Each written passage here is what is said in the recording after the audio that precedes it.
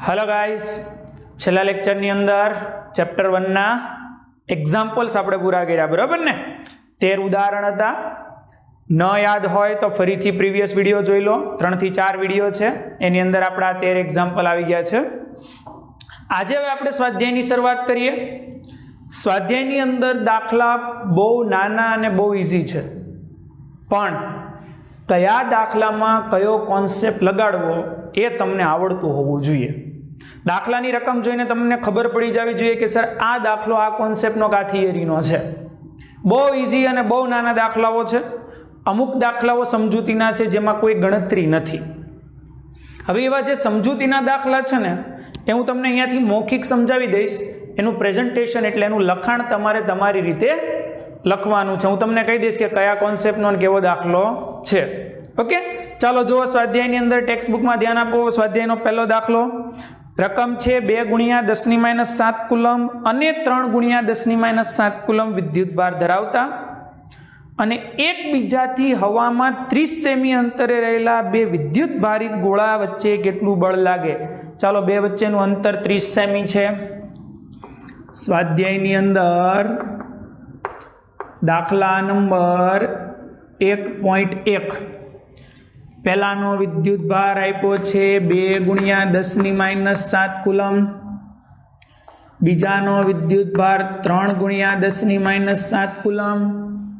बे वच्चेनुं अंतर 30 centimetre. 30 × 10⁻2 लखाशे। 30 no 1 0 -2 मांथी copy लो એટલે 3 × 10⁻1 metre.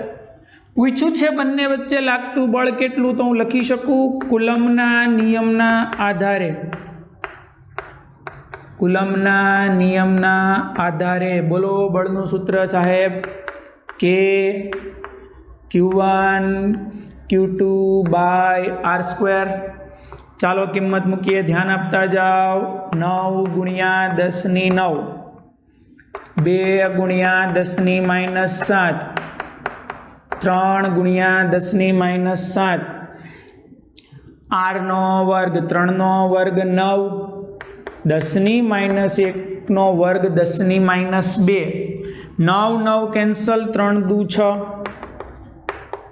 -2 ઉપર ગઈ +2 9 ને 2 11 -14 +11 -3 -14 +11 -3 खबर पड़ी बात में आटला न्यूटन। फरीथी दाखला ने समझी लो। पहला पर चार्ज आप्यो छे 2 × 10⁻7, बीजा पर आप्यो छे 3 × 10⁻7 ने बे वच्चेनुं माध्यम हवा अने अंतर 30 सेंटीमीटर। तो बे वच्चे लागतुं बळ पूछ्युं। सिंपल ने सादो क्वेश्चन छे। आ तो समझी लो 3 मार्कना दाखलामां आवुं न पूछे। 1 मार्कनी अंदर VSQ में पूछे। सूत्र मूकीने सादुं रूप आपो, बळ मळी गयुं। क्लियर। हवे जो अहींया रकम चेन्ज करीने पूछे तमने। अहींया आ रकम बदलीने पण पूछाय, पण तमने व्यवस्थित खास तो सादुं रूप में ध्यान राखवानुं छे। सूत्र तो बधाने आवडशे। नेक्स्ट जुओ दाखला नंबर 1.2 रकम में ध्यान आपो। चालो 1.2 में कीधुं छे 0.4 माइक्रोकूलम विद्युत भार धरावता एक नाना गोळा पर। चालो पहलो गोळो छे एना परनो विद्युत भार आप्यो छे 0.4 माइक्रोकूलम। माइक्रो एटले -6, तो लखाय 4 × 10⁻7 कूलम। आ गोळा पर बीजा -0.8 माइक्रोकूलम विद्युत भार धरावता नाना गोळा वडे। चालो बीजो गोळो छे विद्युत भार ऋण छे। रेडी भाई, माइक्रोकूलम ज छे, मैं सादू कूलम बनाव्युं छे। आ हवामां लागतुं स्थित विद्युत बळ 0.2 न्यूटन छे। साहेब आ बे गोळा वच्चेनुं बळ आप्युं छे 0.2 न्यूटन। बे क्वेश्चन पूछ्या। पहलो बे विद्युत भार वच्चेनुं अंतर केटलुं हशे। बीजू बीजा गोळा पर प्रथम गोळाने लीधे लागतुं बळ केटलुं हशे। चालो पहलो सवाल छे बे विद्युत भारो वच्चेनुं अंतर। रेडी। हवे जो तो बेनो चार्ज आप्यो छे अने बळ आप्युं छे। तमने पूछ्युं छे अंतर। सिंपल सर हेरू सूत्र। आमां जेम अंतर आप्युं तुं बळ पूछ्युं तुं, आमां शुं छे बळ आप्युं छे ने अंतर पूछ्युं छे। તો ઊંધા જશું ને, સૂત્ર તો આ જ લેશું એટલે હું લખી શકું કે કુલમના નિયમ પરથી બોલો F બરાબર K Q1 Q2 by R square. મને અંતર પૂછ્યું છે એટલે K Q1 Q2 by F. ચાલો સાદુરૂપ જુઓ. 9 ગુણ્યા 10 ની 9, 4 ગુણ્યા 10 ની -7, 8 ગુણ્યા 10 ની -7. મિત્રો હું મૂલ્ય મૂકું છું. હા, એ તમને ખબર છે કે આ ધન છે ના ઋણ છે એટલે બળ આકર્ષી હશે. આ બળ કેવું છે? આકર્ષી. કેમ કે વિજાતીય વિદ્યુત ભારો છે એટલે બળ આકર્ષણ હશે ને. અત્યારે તો મને અંતરનું મૂલ્ય માંગ્યું છે, કેવું છે એવું નથી માંગ્યું. ચાલો F છે 0.2 ન્યૂટન. 0.2 ન્યૂટન બરાબર. આ છે ને સાદુ રૂપમાં સરળતા એટલે હું આવી રીતે બધું લખું છું, ધ્યાન આપજો. ચાલો જુઓ, 4 2 8 ખબર પડી. 4 4 16, 16 9 144, -1 ઉપર ગઈ +1, 9 ને 1 10 ને -14 એટલે 10 ની -4. બે બાજુ વર્ગમૂળ લઈ લો તો 12 ગુણ્યા 10 ની -2 મીટર. પેલા એને 12 સેન્ટીમીટર પણ લખાય. બહુ સિમ્પલ દાખલો છે, તમે જોઈ શકો. આ ને આ સૂત્ર તો બેમાં સેમ જ છે. આમાં બળ પૂછ્યું હતું ને એમાં અંતર પૂછ્યું છે. ખબર પડે છે? તેમાં અંતરને કરતા બનાવીને સાદું રૂપ આપો એટલે અંતર મળી ગયું. પણ આ જ દાખલામાં બીજો ક્વેશ્ચન તમને પૂછ્યો છે. રકમમાં ધ્યાન આપો તો બીજો ક્વેશ્ચન શું પૂછ્યો છે? બીજા ગોળા પર પ્રથમ ગોળાને લીધે, પ્રથમના લીધે બીજા ગોળા પર લાગતું બળ કેટલું હશે? હવે હું તમને કન્ડિશન પૂછું, તમે જરાક યાદ કરો તો થિયરી. મેં તમને કુલમના નિયમના સદિશ સ્વરૂપમાં સમજાવ્યું હતું. કુલમના નિયમના સદિશ સ્વરૂપ પરથી કહી શકાય કે સાહેબ જેટલું બીજા વડે પહેલા પર લાગે એટલું જ પહેલા વડે બીજા પર લાગતું હોય અને બે બળના મૂલ્ય કેવા હોય? સમાન. તો સાહેબ એને એ મૂલ્ય કેટલું છે? 0.2 ન્યૂટન છે. બળનું મૂલ્ય ના બદલાય, દિશા બદલાય કે સાહેબ પહેલા વડે બીજા પર આમ લાગતું હશે તો બીજા વડે પહેલા પર આમ લાગશે. આકર્ષી છે તો બે આમ લાગશે.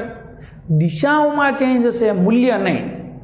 કારણ કે મેં તમને કીધું તું કુલમના નિયમનું સદિશ સ્વરૂપ ન્યૂટનની ગતિના ત્રીજા નિયમને ફોલો કરે. તમને યાદ છે ન્યૂટનની ગતિનો ત્રીજો નિયમ શું કહે છે? આઘાત પ્રત્યાઘાત સમાન મૂલ્યના અને પરસ્પર વિરુદ્ધ દિશાના. તો એ જ થયું ને.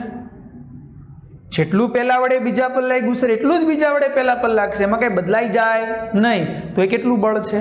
0.2 ન્યૂટન. તો બસ અહીંયા જવાબ એ જ આવશે કે પ્રથમ ગોળા વડે બીજા ગોળા પર લાગતું બળ 0.2 ન્યૂટન થાય. દાખલો સમજાઈ ગયો? બહુ ઇઝી દાખલો છે.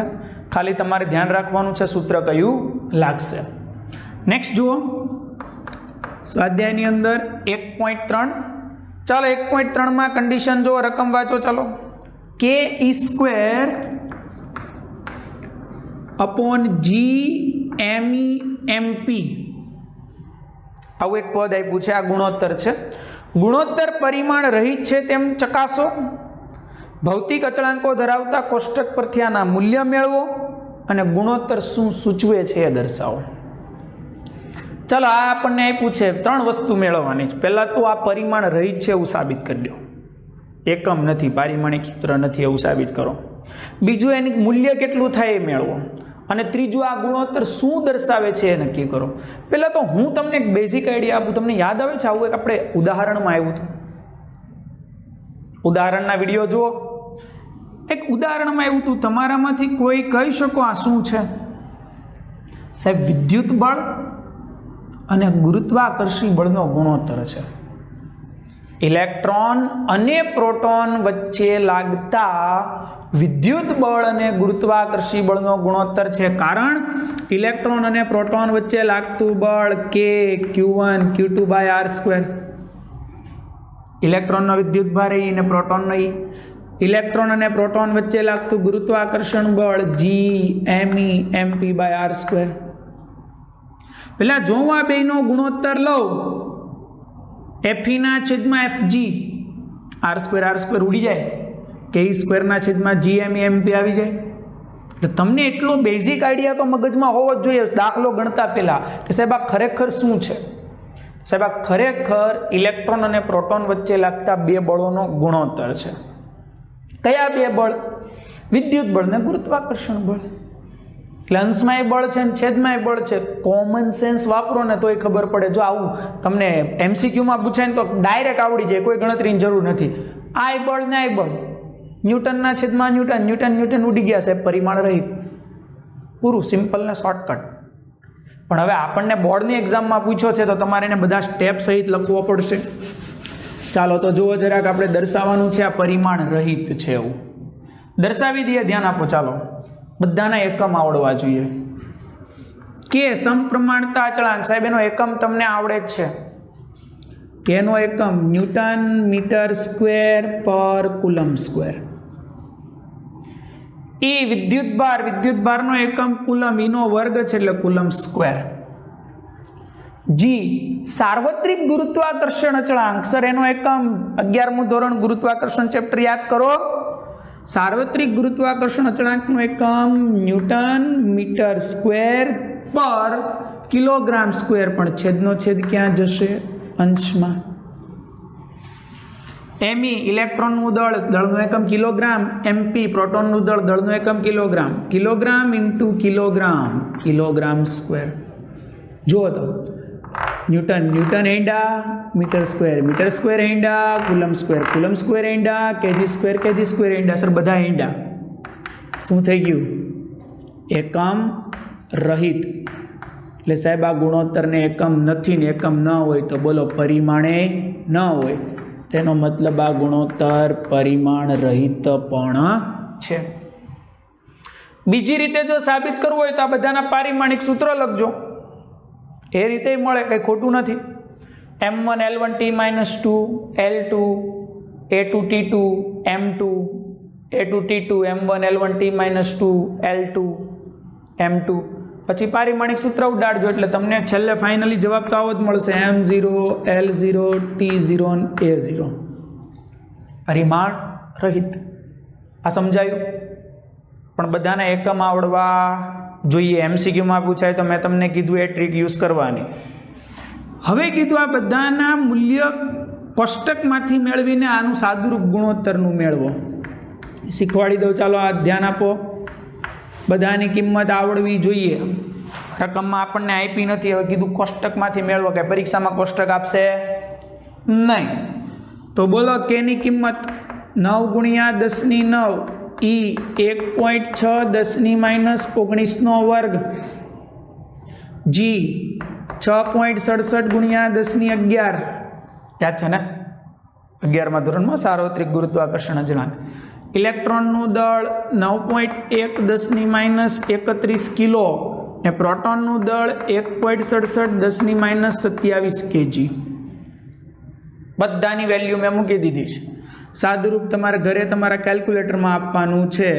એ જે જવાબ આવે એ આપણો આન્સર. પાછળ એકમ ન લખતા, કેમ કે હજી સાબિત કરી રહ્યા એકમ રહિત છે, હે ને? તો આ બીજો. ત્રીજું, ગુણોત્તર શું સૂચવે છે? આ ગુણોત્તર શું દર્શાવે છે? હમણાં સ્ટાર્ટિંગમાં સમજાવું એમ કે સાહેબ આ ગુણોત્તર r અંતરે રહેલા ઇલેક્ટ્રોન અને પ્રોટોન વચ્ચે લાગતા વિદ્યુત બળ અને ગુરુત્વાકર્ષી બળનો ગુણોત્તર છે. જેના મૂલ્ય પરથી, બોલો મૂલ્ય એટલે અહીંયા જે જવાબ મળ્યો એ કહી શકાય કે વિદ્યુત બળ એ ગુરુત્વાકર્ષણ બળની સાપેક્ષે ઘણું પ્રબળ છે. ઘણા કહેશે સર આ કેમ ખબર પડી?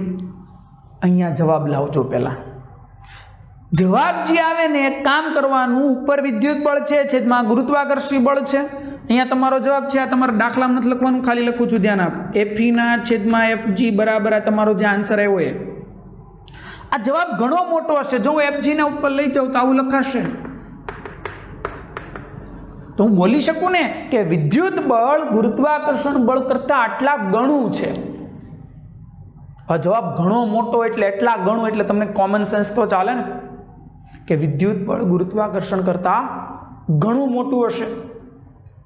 વિદ્યુત બળ ગુરુત્વાકર્ષણ બળ કરતા ઘણું મોટું હશે. દાખલામાં 3 પ્રશ્ન પૂછ્યા હતા. પેલું વિધેય આપ્યું છે ને કીધું સાબિત કરો પરિમાણ રહિત છે, પછી એનું મૂલ્ય મેળવો, અને ત્રીજું આ ગુણોત્તર શું સૂચવે છે એ આપણે લેવાનું હતું. તો 3 વસ્તુ મળી ગઈ. ક્લિયર? 3 દાખલા સમજાઈ ગયા? ચાલો વિડીયોને પોઝ કરીને વ્યવસ્થિત રીતે ઉતારી દો. જ્યાં સાદુરૂપની જરૂર છે ત્યાં સાદુરૂપ આપી દો. ઉતારો.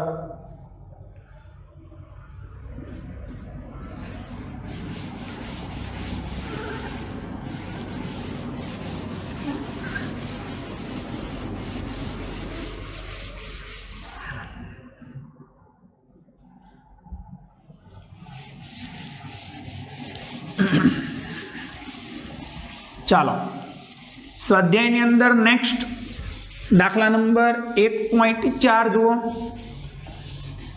સ્વાધ્યાયની અંદર નેક્સ્ટ દાખલા નંબર 1.4 જુઓ. ચાલો 1.4 ની રકમ શું આપી છે જરાક ટેક્સ્ટબુકમાં ધ્યાન આપો. 1.4 ની રકમ 1.4 માં આપણને એવું કીધું છે, 2 વિધાનો આપ્યા છે ને એને આપણે સમજાવવાના છે. પહેલું, પદાર્થનો વિદ્યુતભાર ક્વોન્ટમિત થયેલો છે, કથનનો અર્થ સમજાવો. અને બીજું, સ્થૂળ એટલે કે બહુ મોટા માપક્રમ પર વિદ્યુતભારો સાથે કામ કરતી વખતે આપણે વિદ્યુતભારનું ક્વોન્ટમીકરણ શા માટે અવગણીએ છીએ. ચાલો એટલે 1.4 માં 2 પ્રશ્ન. પહેલો પ્રશ્ન મિત્રો એવું કહેવા માંગે છે આપણને કે પદાર્થનો વિદ્યુતભાર ક્વોન્ટમિત થયેલો છે. કથનનો અર્થ સમજાવો. કથનનો અર્થ તો શું સમજાવવાનો સાહેબ? આખી થિયરી જ છે. વિદ્યુતભારનું ક્વોન્ટમીકરણ સમજી ગયા હશો તમે? ન સમજ્યા હોય તો સાહેબ આ થિયરી ચલાવીએ, વિડીયો જરાક એક વખત જોઈ લેજો. વિદ્યુતભારનું ક્વોન્ટમીકરણ એમાં હું એવું બોલેલો કે કોઈ પણ પદાર્થ પરનો વિદ્યુત ભાર એ મૂળભૂત વિદ્યુત ભારના પૂર્ણ ગુણાંકમાં જ હોય. એ કોઈ પણ પદાર્થનો વિદ્યુત ભાર ઈના પદમાં જ વધે અથવા ઈના પદમાં જ ઘટે, ઈચ્છા પડે એવી રીતે નહીં. કેમ? ક્યારે તમે એવું સેન્ટેન્સ સાંભળ્યું કે સર એક પદાર્થે 2.5 ઇલેક્ટ્રોન ગુમાવ્યા અને બીજે 2.5 મેળવ્યા? નહીં, એવું તો ન બને ને સાહેબ. એક પદાર્થ પરથી 3.5 ઇલેક્ટ્રોન બીજા પદાર્થ પર ટ્રાન્સફર થાય છે. આ વેલ્યુ ક્યારેય અપૂર્ણાંક ન થાય, હંમેશા પૂર્ણાંક જ હોય. જે શું દર્શાવે છે કે સાહેબ આ ક્યુનું મૂલ્ય હંમેશા એના પૂર્ણ ગુણાંકમાં જશે, એટલે ક્વોન્ટમિત થયેલું જ હશે. સમજાય છે જે હું કહેવા માંગુ એ? એટલે તમારે આ ક્વેશ્ચનના આન્સરમાં વિદ્યુત ભારના ક્વોન્ટમીકરણના 2 મુદ્દા સમજાવવાના છે. એટલે આમાં કોઈ ગણતરી નથી આ દાખલાની અંદર, પણ મેં તમને અગાઉ કીધું હતું કે આવા જ્યારે પ્રશ્ન આવે છે ત્યારે એને તમારે તમારી રીતે શાબ્દિક વર્ણન આપવાનું છે, પણ કોન્સેપ્ટને રિલેટેડ. તો આમાં મેં કીધું એમ કયો કોન્સેપ્ટ છે? ક્વોન્ટમીકરણનો. બીજો ક્વેશ્ચન, સ્થૂળ એટલે કે મોટા માપક્રમ પર કામ કરતી વખતે આપણે ક્વોન્ટમીકરણને અવગણીએ છીએ. શું કામ? કારણ આપું. જો સાહેબ, વિદ્યુત ભારનું ક્વોન્ટમીકરણ શું દર્શાવે? તમારે તમારી રીતે લખવાનું છે, હું સમજાવું છું, ધ્યાન આપજો. ક્યુ બરાબર એની મોટા માપક્રમ પર હું કામ કરતો, તમને સમજાય છે ને સાહેબ? મોટા માપક્રમ એટલે ક્યુનું મૂલ્ય ઘણું મોટું. સેન્સ ચલાવો તો સાહેબ ઈની વેલ્યુ કેટલી? 1.6 × 10⁻19 કુલમ. એમાં તમે ચેન્જ કરી શકો નહીં, નેવર, ક્યારેય નહીં. સર આ -19 બુદ્ધિ ચાલે છે એટલે હું એવું કહી શકું ક્યુનું મૂલ્ય ઘણું મોટું છે. જ્યારે સમીકરણમાં ઈ ઘણો નાનો તેની સાપેક્ષે n ઘણો મોટો છે. સાહેબ ક્યુ ક્યારે વધે? તમે કોમન સેન્સ આપો તો ક્યુ ક્યારે વધે? કાં n વધવો જોઈએ કાં e વધવો જોઈએ, પણ આપણે જાણીએ છીએ એ તો ક્યારેય ચેન્જ થાય એમ નથી. અને સર એ તો બહુ નાનો છે, 1.6 10 - 19, એટલે કોમન સેન્સ ચાલી ક્યુ વધ્યો એનો મતલબ એવો છે કે સર n ઘણો વધ્યો હશે. ક્યુ મોટો ક્યારે થયો હોય? સાહેબ n ઘણો મોટો થયો હોય તો જ. સર n ઘણો મોટો છે ને એ ઘણો નાનો છે તો તમે એને એનની સાપેક્ષે અવગણી શકો? એટલે એવું કહેવાય છે કે મોટા માપક્રમ પર કામ કરતી વખતે તમે ક્વોન્ટમીકરણને અવગણી શકો છો. રેડી? એટલે n ઘણો મોટો છે તેથી ક્વોન્ટમીકરણ અવગણી શકાય. ક્વોન્ટમીકરણ અવગણી શકાય. ઓકે, એટલે સાહેબ આ દાખલો એવો છે જેમાં કોઈ કેલ્ક્યુલેશન નથી, તમારે એને થિયરિકલી પ્રેઝન્ટ કરવાનું છે. આમાં ક્વોન્ટમીકરણનો મુદ્દો સમજાવો. આમાં મેં તમને કીધું એ રીતની વાત છે કે ક્યુ ક્યારે મોટો હશે? જ્યારે n ઘણો મોટો હોય, કેમ કે એ તો બદલાતો નથી. હવે એની સાપેક્ષે n ઘણો મોટો થઈ જાય તો એવા કેસમાં ક્વોન્ટમીકરણનું કોઈ કામ નથી રહેતું, જેથી ક્વોન્ટમીકરણને અવગણી શકાય છે. એટલે આ દાખલાને તમારે તમારી રીતે વર્ણવી દેવાનો છે, આમાં કોઈ કેલ્ક્યુલેશન નથી, એટલે હું સાફ કરી દઉં છું.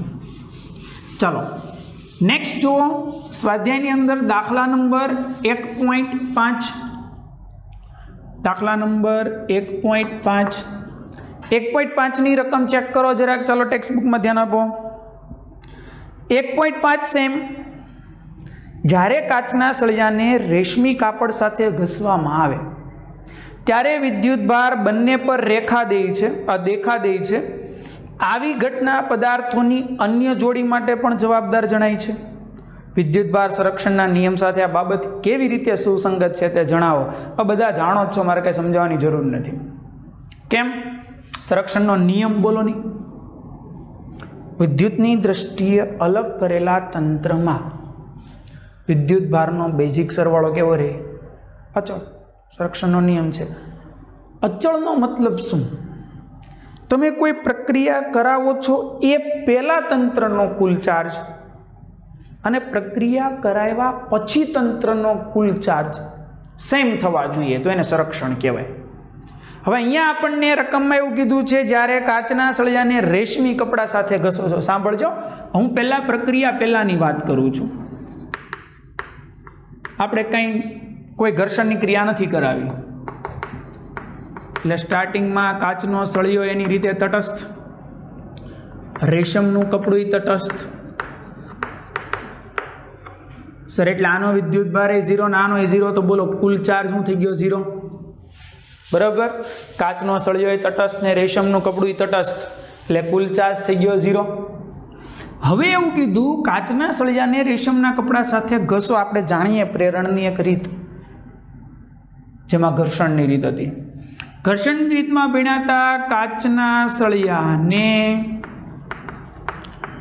રેશમના કપડા સાથે ઘસતા કાચનો સળિયો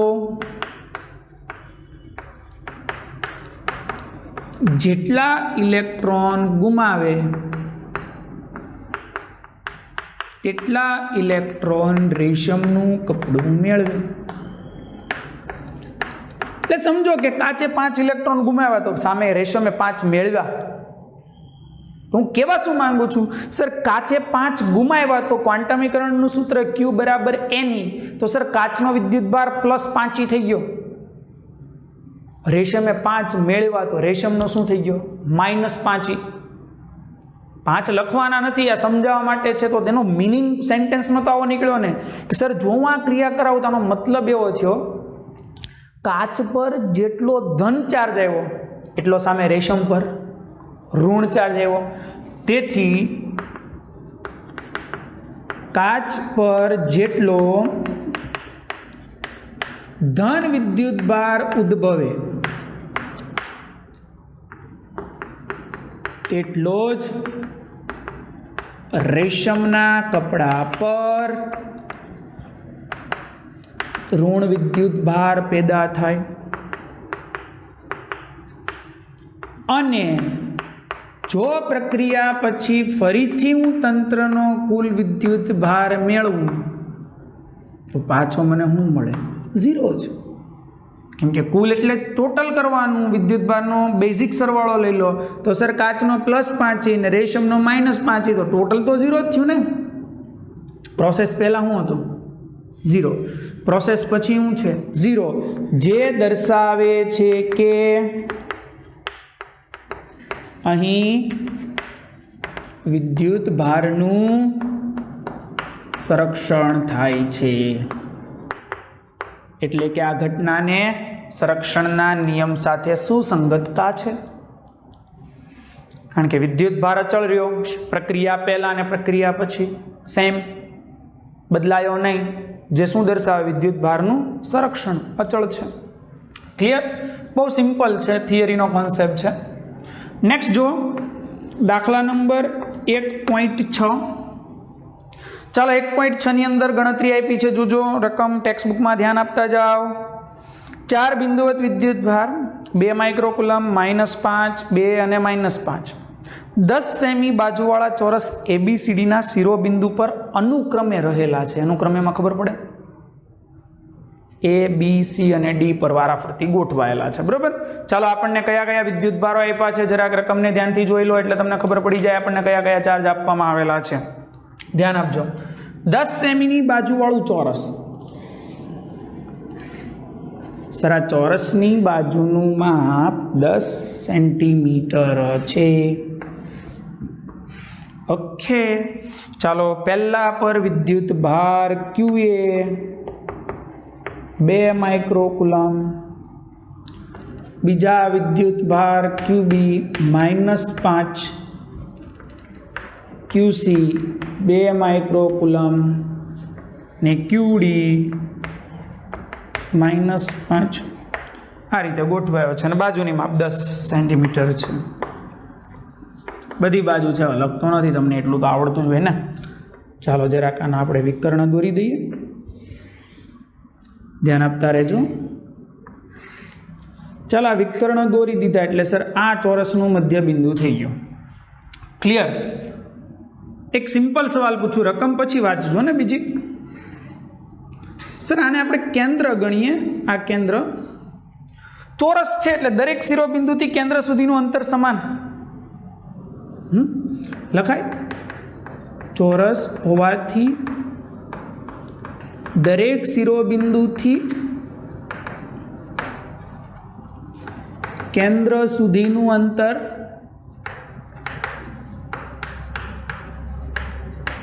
સમાન થાય. એટલે હું કહેવામાં માંગુ, ખબર પડે છે? A થી O, B થી O, C થી O અને D થી O. સર આ બધા ડિસ્ટન્સ R થશે. હા સર એ મારે મેળવવું છે, R કેટલું થશે? ભાઈ નો મેળવો તો ચાલે, કોઈ પ્રોબ્લેમ નથી, આ તો જરૂર પડે તો મેળવી દેજો. ચાલો R મારે જાણવું છે કે સર અહીંયાથી અહીંયા સુધીનું આ ડિસ્ટન્સ કેટલું થયું? R A થી O સુધી R જાણવું છે. જો ની જરાક એક ત્રિકોણ ADC, તો આ AC એનો કર્ણ થઈ ગયો, તો લખાય ત્રિકોણ ADC પરથી કર્ણનો વર્ગ બાકીની બે બાજુના વર્ગના સરવાળા જેટલું હોય લખાશે ને. તો AC બરાબર શું થઈ ગયું? 10√2 સેન્ટીમીટર. મારે તો A થી O જોઈએ છે, તો આપણે લખી દઈએ માટે A થી O, જેને આપણે R નામ આપ્યું છે, બધા સેમ થશે. તો બોલો A થી O એટલે AC નું અડધું, AC નું અડધું એટલે 5√2 મળી ગયું. હવે સવાલ આગળ વાંચો. ચાલો શું પૂછ્યું છે? ABCD ના શિરોબિંદુ પર રહેલા છે ચોરસના કેન્દ્ર પર મૂકેલા 1 માઇક્રોકુલમ, પેલા અહીંયા 1 માઇક્રોકુલમ મૂક્યો છે, વિદ્યુત ભાર પર લાગતું પરિણામી બળ જણાવો. યસ, યાદ આવી ગયું ને? દાખલો એનો છે સંપાતપણાના સિદ્ધાંતનો. કારણ 2 કરતાં વધારે વિદ્યુત ભાર હોય ને કોઈ એક પર લાગતું પરિણામી બળ જોતું હોય તો બધા જ બળોનો સદિશ સરવાળો લેવો પડે. શું લેવો પડે? બધા જ બળોનો સદિશ સરવાળો. સર સદિશને ઘડીક સાઈડમાં મૂકો, પેલા બળ તો ગોતો. જો અહીંયા 1 માઇક્રોકુલમ છે, આપણે જાણીએ છીએ. ચાલો અહીંયા આપણને આપી દીધો આ લોકોએ 1 માઇક્રોકુલમ કેન્દ્રમાં છે. એને નામ આપી દે ને સ્મોલ ક્યુ. કોઈ એક સવાલ સાંભળો મસ્ત. QA 2 Q1 અંતર A થી O આટલું R. QC 2 આ 1 અંતર C થી O આટલું. સર મને એટલી ખબર પડી કે A અને O વચ્ચે, QA અને Q વચ્ચે તેમજ QC અને Q વચ્ચે લાગતા બળના મૂલ્ય સમાન થશે, કારણ બે ચાર્જ સમાન, બે વચ્ચેના અંતર સમાન, તો બળનું મૂલ્ય સમાન થાય. એટલે લખું QA અને QC વડે કેન્દ્ર પરના 1 માઇક્રોકુલમ વિદ્યુત ભાર પર લાગતા બળોના મૂલ્ય સમાન થાય. ભાઈ હજી દિશાની વાત જ નથી કરી. મેં કીધું ને સદિશને ઘડીક સાઈડમાં મૂકો, ખાલી મૂલ્ય જો, એટલે મને એટલી ખબર પડી જેટલું A વડે O પર લાગશે એટલું જ C વડે O પર લાગશે. અને નામ આપી દો નહીં કોઈ F1. મૂલ્ય સદિશ નથી કર્યો, જોજો. ચાલ હવે આ જો -5 1 અંતર BO, -5 1 અંતર DO. સર CO અને DO, BO અને DO અંતર તો સરખા છે. વિદ્યુત ભારના ગુણાકાર અને અંતર સરખા, તો સર આના જેવું સેન્ટેન્સ આમે બેનું કે B અને D વચ્ચે કેન્દ્ર પર લાગતા બળના મૂલ્ય સમાન થશે.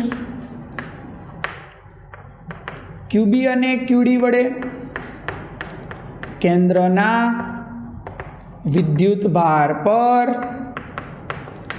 લાગતા બળોના મૂલ્ય સમાન થાય. શું કામ સમાન થાય? રીઝન તમને આપ્યા મેં. કારણ કે વિદ્યુત ભારના ગુણાકાર સેમ છે અને અંતરે સેમ છે. ચાલો એને નામ આપો F2. હવે આપણે સદિશ સરવાળાની વાત કરીએ. હા, જોતા જાઓ. ચાલો આ ધન ધન ધન ધન વચ્ચે અપાકર્ષી, એટલે સર એ છે ને એ O ને આમ દૂર ધકેલતો હશે. બોલો એટલે આ બળ કયું થઈ ગયું? FOA, જેને હું F1 નામ આપું, સદિશ F1. અલા સી જો ની ધન ધન અપાકર્ષણ. ઓકે સર, એટલે આ સી આને આમ ધકેલતો હશે. એટલે આ કયું થઈ ગયું? FOC, જેને હું નામ આપું F1. આને નામ શું આપું? F1. ઓહો સર, F1 મૂલ્ય સમાન છે, જેટલું હોય એનું એટલું જ ઓસીનું, પણ દિશા પરસ્પર વિરુદ્ધ, એકબીજાની અસર નાબૂદ કરશે. ચાલો F1 તો ગયા. લે વડે અને સી વડે લાગતું પરિણામી બળ તો 0 થઈ ગયું. જરાક બી અને ડી ની વાત કરો ની, બી અને ડી ની વાત ચેક કરો ની. ધન ઋણ આકર્ષી, એટલે બી સર આને પોતાની બાજુ ખેંચતો હશે. આ બળ કયું થઈ ગયું બોલો? FOB, જેને મેં નામ આપ્યું છે F2. ધન ઋણ આકર્ષી એટલે સર ડી એને આ બાજુ ખેંચતો હશે. FOD, ડી વડે ઉપર, સર એને આપણે નામ આપ્યું છે F2. સર આ જેટલું F2 એટલું જ F2, પણ દિશા પરસ્પર વિરુદ્ધ, એકબીજાની અસર નાબૂદ કરી. એટલે એનો મતલબ એવો છે કે સર A અને C એકબીજાની અસર નાબૂદ કરી, એમ B અને D એ અસર નાબૂદ કરી. બધાએ બળો એકબીજાની અસર નાબૂદ કરે તો પરિણામી બળ શું થાય? 0. એ લખાય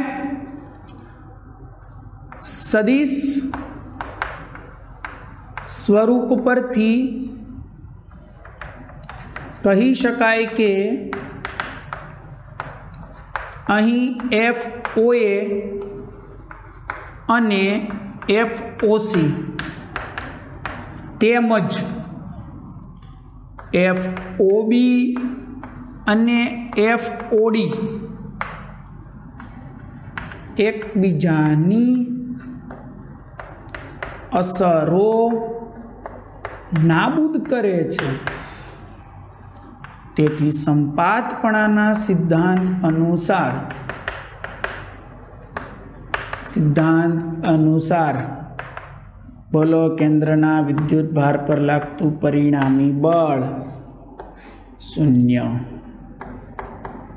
બધા જ બળો એકબીજાની અસર નાબૂદ કરી દીધી તો પરિણામી બળ કેવું થઈ ગયું? 0. ક્લિયર દાખલો? ગુણાકાર સરખા હતા, અંતર સરખા હતા, મૂલ્ય સરખા થયા, દિશા જોઈ તો અસર નાબૂદ થઈ. શેમાંથી? સર બધા બળોએ પરસ્પર એકબીજાની અસરો નાબૂદ કરી દીધી તો કેન્દ્ર પર પરિણામી બળ કેવું થઈ ગયું? 0. ક્લિયર? સમજ પડી વાતમાં? તો નેક્સ્ટ જુઓ 1.7 થિયરિકલ છે. 1.7 ની અંદર કન્ડિશન આપણને આપવામાં આવી છે કે સ્થિત વિદ્યુત ક્ષેત્ર રેખા સળંગ વક્ર છે. રેડી? સમજાવો. અચાનક ભંગાણો સર્જાતા નથી, ન હોઈ શકે આવું શા માટે? જાણીએ છીએ વિદ્યુત ક્ષેત્ર રેખાની વ્યાખ્યા. ક્ષેત્ર રેખા એટલે એવો વક્ર કે જેના કોઈ પણ બિંદુએ દોરેલો સ્પર્શક બિંદુ આગળ ક્ષેત્રની દિશા દર્શાવતો હોય, લાગતા બળની દિશા દર્શાવતો હોય. સર બળ તો કાંઈ ત્રુટક હોય નહીં, એવું તો ન હોય ને આ 1 કુલમ મૂક્યો ને 1 કુલમ મૂક્યો, સર અહીંયા બળ લાગ્યું પછી અહીંયા બંધ થઈ ગયું, પાછું અહીંયા લાગ્યું, એવું બને નહીં. અલ્ટિમેટ ક્ષેત્ર એટલે એકમ ધન વિદ્યુત ભાર પર લાગતું બળ જ છે. બળમાં ભંગાણ ન હોય તો ક્ષેત્રમાં ન હોય, ક્ષેત્રમાં ન હોય તો ક્ષેત્ર રેખામાં ન હોય. એટલે પહેલો જે ક્વેશ્ચન છે એમાં અલ્ટિમેટ ક્ષેત્ર રેખાની વ્યાખ્યા છે, એની સમજૂતી. બીજું, બે ક્ષેત્ર રેખા ક્યારે એકબીજાને છેદતી નથી, શા માટે? ઓલરેડી લાક્ષણિકતામાં મુદ્દો સમજાયો છે. કારણ કે જો એ છેદે તો છેદન બિંદુ પાસેના બે સ્પર્શક બે દિશા હોવાનું દર્શાવે. એક જ બિંદુએ એક સાથે બે દિશા શક્ય નથી, એટલા માટે બે ક્ષેત્ર રેખાઓ છેદી શકે નહીં. એટલે સાહેબ આના પહેલા અને બીજા ક્વેશ્ચનમાં તમારે શું આન્સર લખવાનો ખબર પડી ગઈ વાતમાં? ઓકે, તો વિડીયોને પોઝ કરીને પહેલા આ બે વસ્તુ લખી દો, પછી 1.7 ની બે કન્ડિશનો લખવાની છે, પછી આગળ વધીએ. ક્લિયર મિત્રો? તો ઉદાહરણ નંબર 1.7 ની અંદર આપણે શું કરવાનું છે? મેં તમને કીધું એમ વિદ્યુત ક્ષેત્ર રેખાની વ્યાખ્યા અને ક્ષેત્ર રેખાની લાક્ષણિકતા, આ બે વસ્તુને તમારે પ્રેઝન્ટ કરવાની છે. એટલે 1.7 જે દાખલો ખરો એ દાખલાની અંદર જે આપણને બે સવાલ પૂછ્યા છે, બે સવાલમાં તમારે થિયરિકલ આન્સર લખવાના છે, જે મેં તમને સમજાવ્યા એ પ્રમાણે. પણ હવે આગળ વધીએ કેલ્ક્યુલેશનની અંદર. તો સાહેબ સ્વાધ્યાયની અંદર દાખલા નંબર 1.8, ચાલો એમાં કન્ડિશન શું આપી છે જુઓ. બે બિંદુવત વિદ્યુત ભાર QA બરાબર 3 માઇક્રોકુલમ, QB બરાબર -3 માઇક્રોકુલમ એકબીજાથી શૂન્યાવકાશમાં 20 સેમી દૂર રહેલા છે. ચાલો આપણી પાસે બે વિદ્યુત ભારો છે, રેડી? જેમાંનો પહેલો વિદ્યુત ભાર QA બરાબર 3 માઇક્રોકુલમ, બીજો વિદ્યુત ભાર -3 માઇક્રોકુલમ, બે એકબીજાથી 20 સેન્ટીમીટર દૂર છે. એટલે પેલા આ ડિસ્ટન્સ 20 સેમી છે. હવે એને કીધું છે પહેલો સવાલ, બે વિદ્યુત ભારોને જોડતી રેખાના મધ્ય બિંદુ. ચાલ મધ્ય બિંદુ એટલે આ ડિસ્ટન્સ 10 સેમી અને આ ડિસ્ટન્સ એ 10 સેમી. મધ્ય બિંદુ આગળ વિદ્યુત ક્ષેત્ર કેટલું હશે? ચાલો પહેલો સવાલ, મધ્ય બિંદુ O આગળ વિદ્યુત ક્ષેત્ર. હવે તમે જાણો છો સર ક્ષેત્ર જોઈએ તો આપણે સંપાતપણાનો સિદ્ધાંત લેવો પડે. કારણ કે આપણી પાસે એક કરતાં વધારે વિદ્યુત ભાર છે અને કોઈ બિંદુ આગળ ક્ષેત્ર જોતો હોય તો સંપાતપણાનો સિદ્ધાંત લઈએ તો હું લખી શકું સંપાતપણાના સિદ્ધાંત અનુસાર O આગળનું ક્ષેત્ર A વડે ઉત્પન્ન થતું ક્ષેત્ર પ્લસ B વડે ઉત્પન્ન થતું ક્ષેત્ર. દિશા સાથે આપણે દર્શાવશું સદિશ સરવાળા જેટલું હોય. ચાલો A વડે ઉત્પન્ન થતું ક્ષેત્ર ધન છે, ધનનું ક્ષેત્ર અપાકર્ષી. સર આ બાજુ ધન x ગણો, આ બાજુ ઋણ x ગણો, એટલે આપણે દિશા સાથે દર્શાવીએ તો આવું થાય કે QA બાય આને નામ આપી દો R1 અને પેલાને નામ આપી દો R2. રેડી? તો લખું R1 સ્ક્વેર. દિશા શું લખું? તો કે સર I કેરેટ. બીજાની વાત કરીએ સર, ઋણ છે, ઋણનું ક્ષેત્ર આકર્ષી. ઋણનું ક્ષેત્ર આકર્ષી તો એના માટે લખીએ કે QB છેદમાં R2 સ્ક્વેર મૂલ્ય ઇન્ટુ એકમ સદિશ. તો સર એ I કેરેટ એટલે પ્લસ I કેરેટ. ક્લિયર? હવે તમે એક વસ્તુ માર્કિંગ કરો, આ મૂલ્ય છે, આ દિશા છે. કે QA અને QB ના મૂલ્ય તો સેમ છે, મૂલ્ય બોલવું છું, મૂલ્ય સેમ છે. R1 ને R2 ના મૂલ્ય સેમ છે, તો હું જો કિંમત મૂકું તો આવું થશે કે કોમન લઈ લો, Q એ 3 માઇક્રોકુલમ છેદમાં R1 10 સેન્ટીમીટર સ્ક્વેર, 10 સેમી એટલે 10⁻1 મીટર, એનો વર્ગ કરો તો 10⁻2 લખાશે, પ્લસ ક્યુબીનું મૂલ્ય 3 માઇક્રોકુલમ, R2 છે 10 સેમી, 10 સેમીના મીટર કરો તો 10⁻1 મીટર, એનો વર્ગ કરો તો 10⁻2 આઈ કેરેટ. સાદુરૂપ જુઓ કે 9 ગુણ્યા 10⁹, 10⁻2 ઉપર પ્લસ 2 એટલે 3 ગુણ્યા 10⁻4 વત્તા 3 ગુણ્યા 10⁻4, તો 2 વખત 3 ગુણ્યા 10⁻4 આઈ કેરેટ. 9 દુ 18, 18 તેરી 54 ગુણ્યા 10⁵ આઈ કેરેટ, તો શું લખાય 5.4 ગુણ્યા 10⁶ આઈ કેરેટ ન્યૂટન પર કુલમ. તો આ થઈ ગયું મધ્ય બિંદુ આગળનું વિદ્યુત ક્ષેત્ર, આ એનું મૂલ્ય, ના એની દિશા. બરાબર, સમજ પડી? 1 કરતાં વધારે વિદ્યુત ભાર હતા એટલે આપણે સંપાતપણાનો સિદ્ધાંત લીધો. એનું ક્ષેત્ર પ્લસ બીનું ક્ષેત્ર બેયનું લેવાનું, સદિશ રાશિ છે એટલે મૂલ્ય ઇન્ટુ એકમ સદિશ, મૂલ્ય ઇન્ટુ એકમ સદિશ, કિંમત મૂકીને સાદું રૂપ આપો એટલે ઓ આગળનું ક્ષેત્ર મળી ગયું. આ જ દાખલામાં બીજો ક્વેશ્ચન શું છે જુઓ. જો 1.5 ગુણ્યા 10⁻9 કુલમ માન ધરાવતો એક ઋણ વિદ્યુત ભાર, ચાલો એક વિદ્યુત ભાર આપ્યો છે ઋણ વિદ્યુત ભાર, પરીક્ષણ વિદ્યુત ભાર આ બિંદુએ મૂકવામાં આવે એટલે O પાસે મૂકવાનો. ચાલો આકૃતિ ફરીથી તૈયાર કરી દઉં છું. બે વચ્ચેનું ડિસ્ટન્સ 20 સેન્ટીમીટર, આ આપણો QA, QB -3 +3, મધ્ય બિંદુ. સર હવે અહીંયા મૂકવાનું છે મારે Q -1.5 10⁻9 કુલમ. અહીંયાથી આ ડિસ્ટન્સને નામ આપો R1 10 સેન્ટીમીટર, આ ડિસ્ટન્સને નામ આપો R2 એ 10 સેન્ટીમીટર. જો પરીક્ષણ વિદ્યુત ભાર મૂકવામાં આવે તો એના પર લાગતું બળ કેટલું? ચાલો હવે અહીંયા તમને બળ પૂછ્યું છે, પેલા સ્મોલ Q પર લાગતું બળ તમને પૂછ્યું છે. સેમ O બિંદુ પરના અથવા સ્મોલ Q વિદ્યુત ભાર પર, આ QB ને પેલો સ્મોલ Q વિદ્યુત ભાર પર લાગતું વિદ્યુત બળ સંપાતપણાના સિદ્ધાંત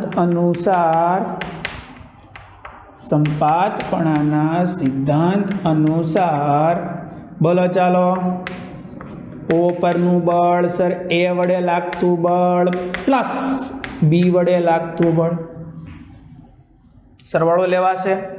તો જુઓ જરાક, ચાલો મૂલ્ય ઇન્ટુ એકમ સદિશ, આ ધન ઋણ, ધન અને ઋણ વચ્ચે લાગતું બળ આકર્ષી, મૂલ્ય બોલો કે QA into Q by R1 square, દિશા -I કેરેટ ઋણ X. B વડે લાગતું બળ મૂલ્ય કે QB Q by R2 square, ઋણ એટલે B અને અપા કરશે, તો સર B વડે લાગતું બળે આમ -I કેરેટ. વાત સમજ પડી? ચાલો -I કેરેટને આપણે કોમન લઈ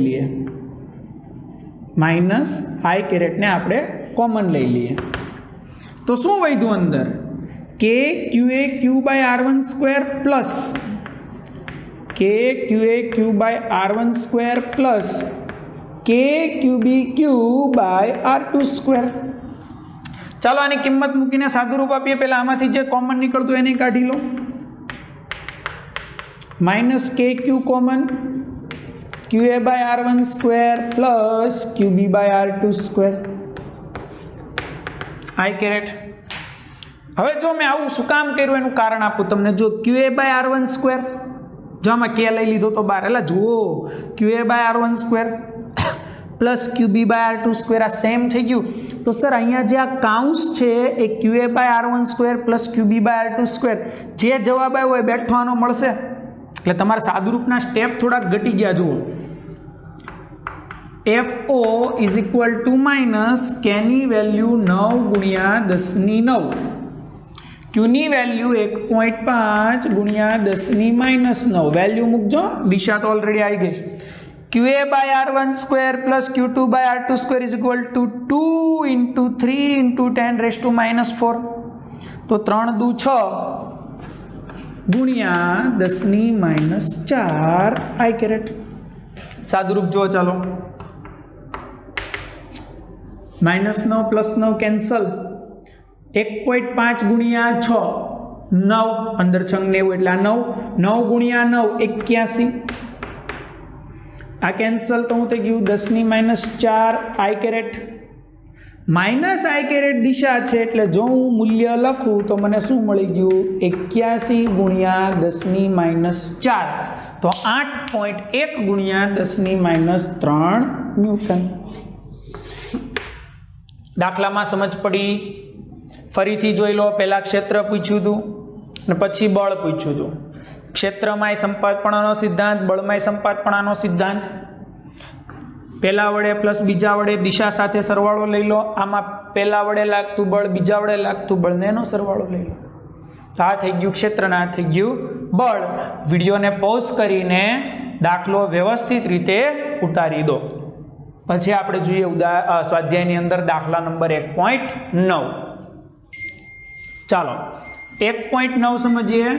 જુઓ જરાક ધ્યાન આપો. 1.9 ની અંદર કન્ડિશન આપણને શું આપવામાં આવેલી છે? 1.9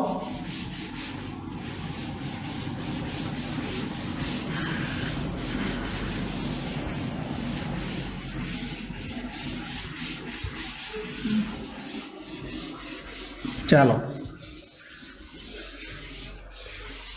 1.9 માં એક તંત્રમાં બે વિદ્યુતભાર QA બરાબર 2.5 ગુણ્યા 10⁻⁷ કુલમ એક વિદ્યુતભાર આવો છે. બીજું કીધું છે QB -2.5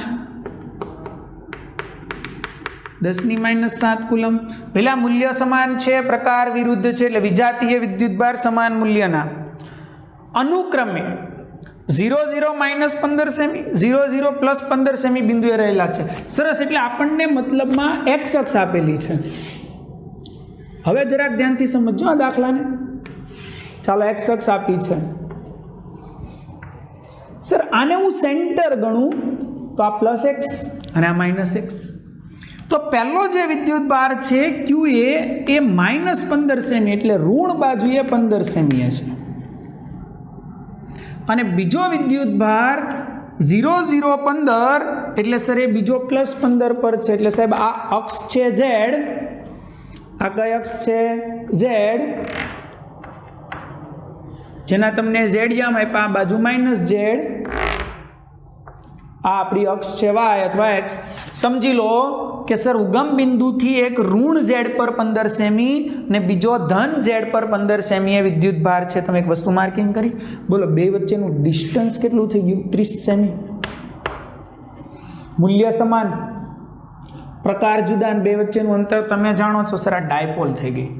વ્યાખ્યા શું હતી? સમાન મૂલ્યના વિજાતીય વિદ્યુતભાર એકબીજાથી પરિમિત અંતરે ગોઠવાઈને જે બને એ ડાયપોલ થાય. ઓકે. તો જુઓ તંત્રનો કુલ વિદ્યુતભાર ને વિદ્યુત ડાયપોલ ચાક માત્રા શોધો. ચાલો પહેલો સવાલ, તંત્રનો કુલ વિદ્યુતભાર. તમે જાણો છો ને પહેલી થિયરી, કુલ વિદ્યુતભારોનો સરવાળો સાદા સરવાળાની જેમ અદિશ સરવાળાની જેમ જ થાય. 2.5 10⁻⁷, QB છે -2.5 10⁻⁷. આ ધન વેલ્યુ છે, આ ઋણ વેલ્યુ છે, તો ટોટલ શું થઈ ગયું? 0. તો તંત્રનો કુલ વિદ્યુતભાર 0 ને એમે તમને આવડે છે, ડાયપોલની થિયરીમાં મેં ભણાવેલું કે ડાયપોલ પરનો કુલ વિદ્યુતભાર શું હોય? 0. બીજો સવાલ, અને વિદ્યુત ડાયપોલ ચાક માત્રા શોધો. બહુ મસ્ત સવાલ પૂછ્યો. વિદ્યુત ડાયપોલ ચાક માત્રા એટલે મોમેન્ટ પૂછી છે. બોલો, ડાયપોલ ચાક માત્રાનું સૂત્ર Q × 2A. Q એટલે બેમાંથી કોઈ એક વિદ્યુતભારનું મૂલ્ય, 2A એટલે બે વચ્ચેનું અંતર કેટલું છે? 30 સેન્ટીમીટર. ઓકે સર, આને હું 3 × 10⁻1 લખી શકું ને? 2.5 × 3 એટલે 7.5. 10⁻+1 -9+1 એટલે -8 કુલમ × મીટર. આ થઈ ગઈ ચાક માત્રા. બહુ સાદામાં સાદો દાખલો છે, બહુ સિમ્પલ છે. બે વિદ્યુતભાર આપ્યા, બેના યામ આપ્યા એટલે આપણને ખબર પડી કે સર આખા ઝેડ અક્ષ પર જ ગોઠવાયું છે. એક ઋણ બાજુ છે ને એક ધન બાજુ. મૂલ્ય સમાન વિજાતીય છે અને બે વચ્ચેનું અંતર જાણીએ એટલે ડાયપોલ થઈ ગઈ. પૂછ્યું કુલ વિદ્યુતભાર. હવે આપણે જાણીએ ડાયપોલ પરનો કુલ વિદ્યુતભાર 0. ડાયપોલ મોમેન્ટનું સૂત્ર Q × 2A. કિંમત મૂકી તો મોમેન્ટે મળી ગઈ. નેક્સ્ટ જુઓ, દાખલા નંબર 1.10. 4 × 10⁻9 કુલમ × મીટરની ડાયપોલ ચાક માત્રા. મોમેન્ટ આપી છે 4 × 10⁻9. ડાયપોલ 5 × 10⁴ ન્યૂટન પર કુલમનું માન ધરાવતા વિદ્યુત ક્ષેત્રમાં ક્ષેત્ર સાથે 30 ખૂણે છે. મોમેન્ટ ક્ષેત્ર સાથે 30 ખૂણો બનાવે છે. તો ડાયપોલ પર લાગતા ટોર્કનું માન શોધો. બોલો ચાલો, ટોર્કનું સૂત્ર શું હતું? P × E. પણ માન પૂછ્યું તો શું થાય? P E sin θ. P કેટલો? 4 × 10⁻9. E કેટલો? 5 × 10⁴ ને θ એટલે P અને E વચ્ચેનો ખૂણો જે 30 છે. sin 30 1/2. 4 × 5 એટલે 20. 10⁻5 ને 1/2 એટલે મિત્રો આ 10 થઈ ગયા. 10⁻1 ને -5 એટલે -4 થઈ ગઈ. તો 10⁻4 ન્યૂટન × મીટર. સમજ પડી? દાખલા બહુ ઈઝી દાખલો છે. ટોર્કનું સૂત્ર છે P × E. મૂલ્ય પૂછ્યું P E sin θ. P મૂકી દો, E મૂકી દો, θ ની વેલ્યુ 30. સાદું રૂપ આપી દો તો આ થઈ ગયું ટોર્ક. 1.11. ઊન સાથે ઘસેલા એક પોલિથીન ટુકડા પર 3 × 10⁻7 કુલમ ઋણ વિદ્યુત ભાર છે. સાહેબ એટલે એનો મતલબ એવો છે ને, પોલિથીન પર ઋણ છે એટલે પોલિથીને ઇલેક્ટ્રોન મેળવે છે અને પોલિથીન ઇલેક્ટ્રોન મેળવે છે અને ઊન ઇલેક્ટ્રોન ગુમાવે છે. સાહેબ આપણે ભણેલા છીએ, જે ઇલેક્ટ્રોન મેળવે એ ઋણ, ગુમાવે એ ધન. એટલે સર પોલિથીન ઋણ થયું તો સામે ઊન આટલો જ ધન થયો હશે એટલે હું લખી શકું ઊન પરનો વિદ્યુત ભાર આટલો જ પણ પ્લસ. સવાલ શું પૂછ્યા જુઓ. સ્થાનાંતરિત થયેલા ઇલેક્ટ્રોનની સંખ્યા શોધો. તેઓ શાના પર સ્થાનાંતરિત થયા હશે? પહેલો સવાલ, ઇલેક્ટ્રોનની સંખ્યા બોલો વિદ્યુત ભારના ક્વોન્ટમીકરણ મુજબ. બોલો સૂત્ર, ક્વોન્ટમીકરણનું સૂત્ર Q = NE. તો N = Q/E. Q 3 × 10⁻7 1.6 10⁻19. સાદુરૂપ આપી દેજો એટલે આટલા ઇલેક્ટ્રોન મળી જાય. આનો જે જવાબ આવશે એટલા ઇલેક્ટ્રોન ટ્રાન્સફર થયા. ક્યાંથી ક્યાં થયા? થઈ ગયું. ક્યાંથી ક્યાં થયા બોલો? ઊન પરથી પોલિથીન પર. ઉપર લખ્યું છે જુઓ, ઊન સાથે ઘસેલા પોલિથીનના ટુકડા પર ઋણ વિદ્યુત ભાર છે એટલે પોલિથીનના ટુકડા પર ઋણ વિદ્યુત ભાર છે. ઊન પર ધન છે એટલે ઊને ગુમાવ્યા અને પોલિથીને મેળવ્યા. તો લખવાનું ઇલેક્ટ્રોન ઊન પરથી પોલિથીન પર ટ્રાન્સફર થાય છે, એટલે ઊન ગુમાવે છે અને પોલિથીન મેળવે છે, એટલે જ પોલિથીન ઋણ છે ને ઊન ધન છે. બીજો સવાલ, ઊનથી પોલિથીન તરફ દળનું સ્થાનાંતર થયેલું છે? હા, સાંભળજો. ઊન પરથી ઇલેક્ટ્રોન ગુમાવાય છે. આપણે જાણીએ છીએ ઇલેક્ટ્રોનનું દળ 9.1 × 10⁻31 kg. તેથી ઊન પરથી દળ પણ સ્થાનાંતરિત થયેલું છે. હવે તમને પૂછે કેટલું દળ, જો અત્યારે પૂછ્યું નથી, ખાલી પૂછ્યું હતું સ્થાનાંતર થયેલ છે. હા, આના જવાબમાં આવશે હા. પણ તમને પૂછે કેટલું સ્થાનાંતરિત થયું છે, તો સાંભળજો. અહીંયા ઇલેક્ટ્રોનની સંખ્યા મળી. એક ઇલેક્ટ્રોનનું દળ 9.1 × 10⁻31. તો આટલાનું કેટલું? એકનું 9.1 × 10⁻31, તો આટલાનું કેટલું? એટલે તમને કંઈક દળ મળશે ને, તો તમે લખી શકો આટલું દળ ઊન પરથી પોલિથીન પર ટ્રાન્સફર છે. એટલે ઊનમાં એટલું ઘટ્યું ને પોલિથીનમાં આટલું વધ્યું.